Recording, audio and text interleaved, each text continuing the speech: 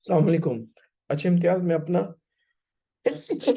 Sorry यार, मैं अपना फीडबैक दे देता हूँ आपको। ठीक है, तो आप कोशिश करो यार, इसको अकॉर्डिंगली इसको सेट करके भेज दो जल्द से जल्द, क्योंकि क्लाइंट को हर हालत में आज सॉरी यार, इसको क्लाइंट को आज हर हालत में पहुंचाना है। ठीक है, अब आप ये देख लो कि इसमें ना ये फाइनेंशियल फिजिबिलिटी लिख दो, और इधर रिस्क एनालिसिस वन और रिस्क एनालिसिस टू, बल्कि रिस्क एनालिसिस लिख के ना वन लिख के आगे sensitive analysis, risk analysis two लिख के आगे सिनेरियो एनालिसिस लिख देना, वो ज्यादा बेहतर है। बाकी इसकी जो तरतीब है ना, वो बेहतर ये है कि की अजम्पशन हो गई, डैशबोर्ड, डैशबोर्ड से पहले फाइनेंशियल हाइलाइट, और फिर की परफॉर्मेंस इंडिकेटर शुरू में आ जाएंगे, फिर उसके बाद डैशबोर्ड, डैशबोर्ड के बाद स्टार्टअप कॉस्ट, और फिर इसी तरह आगे चीजें चलती रहेंगी। ठीक है, तो बाकी उसके बाद क्या है, अजम्पशन में आ जाते हैं। मैंने आपको ग्रोथ रेट का कहा है ये, और ये जो 3.6 है इसको कंफर्म कर लेना, क्योंकि 2023 के अंदर 3.6 था, लेकिन 24 में जो है ना, ये शायद एक्सपेक्टेड है कि ये चेंज हो जाए। ये इसको क्रॉस चेक कर लेना। यहाँ पे आपने फर्स्ट क्वार्टर सेकंड क्वार्टर लिखा, यहाँ थर्ड और फोर्थ आना चाहिए, तो मेरे ख्याल में ये भी क्रॉस वेरीफाई कर लो। और दूसरा, इसका टोटल का ना आप रो मेंशन कर दो, क्योंकि ये टोटल नहीं है। जैसे 65 है, इसी तरह ये भी नंबर आएगा, ये भी और ये भी आ जाएगा, इसको देख लो। और दूसरा ये देख लो कि इसमें जो आपने आइटम की डिस्क्रिप्शन, ये आइटम्स लिखे हैं, तो काइंडली ये कंप्लीट आइटम लिखो। ये कुछ आइटम की जो है ना आपने यानी ग्रोथ रेट और इन्फ्लेशन रेट मेंशन कर दिया, और इसकी हेडिंग मेंशन करो कि किस चीज के लिए। जैसे आपने इनकम स्टेटमेंट, यहाँ रेवेन्यू अजम्पशन तो लिख ली है, लेकिन यहाँ कॉस्ट ऑफ सेल की अजम्पशन नहीं लिखी, या और ऑपरेटिंग एक्सपेंस की अजम्पशन नहीं लिखी, तो वो भी अलग अलग मेंशन करो। कॉस्ट ऑफ सेल के अलग, और क्या कहते हैं ऑपरेटिंग एक्सपेंस के अलग मेंशन करो।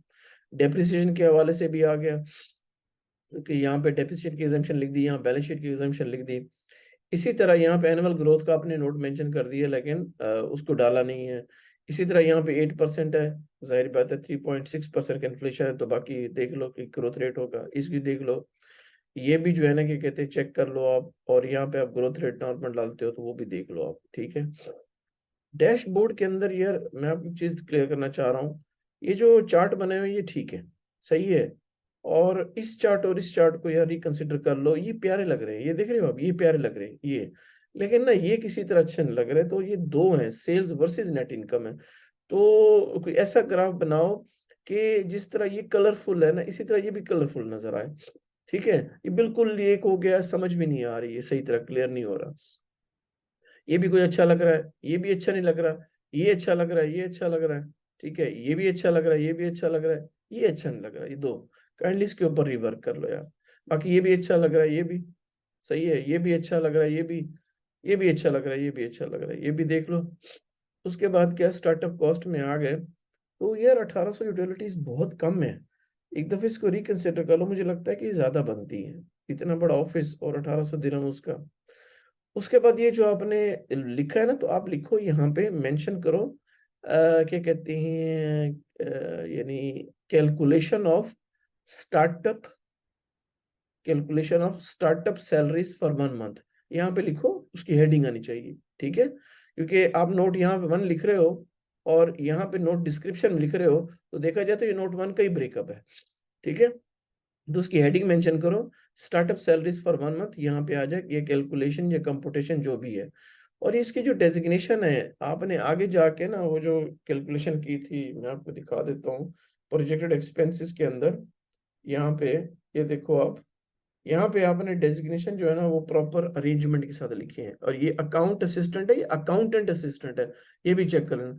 यहाँ आपने प्रॉपर अरेंजमेंट कर दी है, यानी कि प्रॉपर सिक्वेंशियल आपने कर दी है। यहाँ पे आप आए हो, तो यहाँ पे ऊपर नीचे हो रहे हैं डेजिग्नेशन, तो ये काइंडली इसको भी अरेंज कर लो। ठीक है, उसके बाद ये किस चीज का ब्रेकअप है, आप क्या कन्वे करना चाह रहे हो, तो उसके जब आप टेबल के ऊपर उसकी हेडिंग लिखते हो ना, तो उससे जो है ना क्या कहते हैं क्लियर होता है कि ये किस चीज के बारे में हम क्या चीज इसको देखना चाह रहे हैं। ये कुछ ऐसे आपके कैलकुलेशन के लिए चीजें लिखी हुई हैं, ये क्लाइंट को इस तरह नहीं समझ आनी। ठीक है, फाइनेंशियल हाईलाइट के अंदर आ जाओ, तो यार पहले इसको कंप्लीट लिख दो, फिर इसका ब्रैकेट में एब्रीविएशन लिख दो। इसी तरह यहाँ पे अर्निंग बिफोर टैक्स है, तो यार प्रॉफिट बिफोर टैक्स ना लिखो, बल्कि अर्निंग बिफोर टैक्स लिख दो। इसी तरह क्या कहते हैं फाइनेंस कॉस्ट, ये किस चीज की है फाइनेंस कॉस्ट, ये थोड़ा सा क्लियर कर दो, ये मेंशन करो किस चीज की फाइनेंस कॉस्ट है, ठीक है, वर्किंग कैपिटल की है या लीज लोन की है, क्या है, किस चीज की है। ये भी एब्रीवेशन ऐसी है, इसको कंप्लीट लिखो, ब्रैकेट के अंदर इसका एब्रीवेशन आना चाहिए। और ये एक दो और भी ज्यादा थी, मैं आपको भी शीट शेयर करूंगा, तो उसमें जो है ना एक दो और भी डालनी है, ये की फाइनेंशियल रेशियो बैलेंस शीट के हिसाब से, ठीक है। उसके बाद क्या है, बैलेंस शीट, इट्स ओके, सही है। इनकम स्टेटमेंट में आ जाते हैं।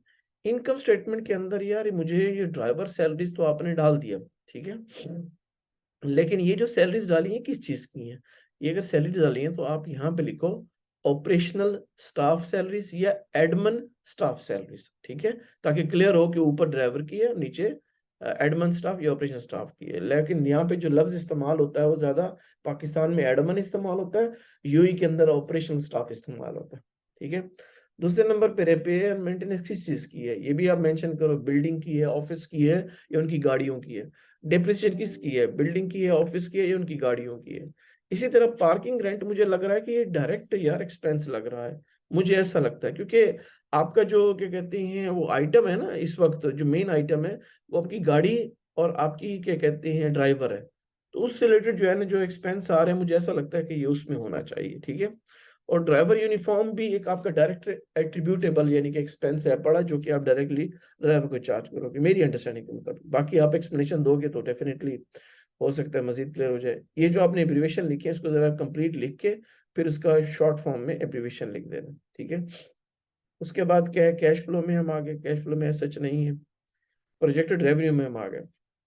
अब आप ये देखो, यहाँ पे आपने लिखा एक्सपेक्टेड रेवेन्यू बाई ईयर, ये आपने लिख दिया।